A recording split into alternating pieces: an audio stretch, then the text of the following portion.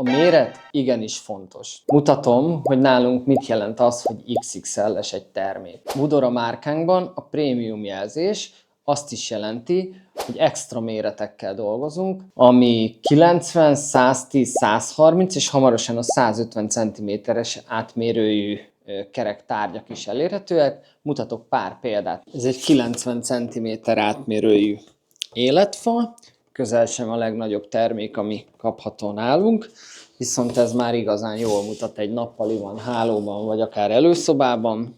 Kifejezetten kedvelik a vevőink a fa természetessége miatt. Ez egy életvirága szimbólum, 110 cm-es átmérőben.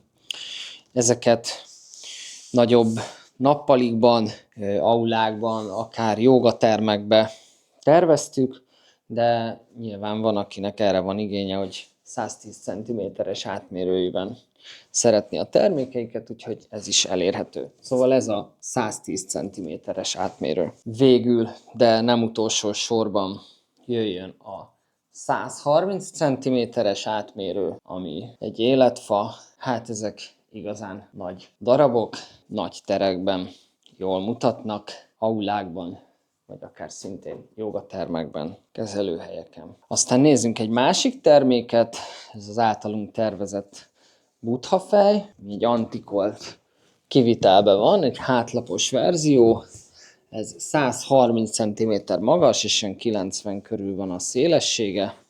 Mint láthatjátok, ez is egy igazán jelentőségteljes darab, gyönyörűen mutat. Írd meg nekünk kommentben, hogy melyik méretű terméket tudnál elképzelni magadnak.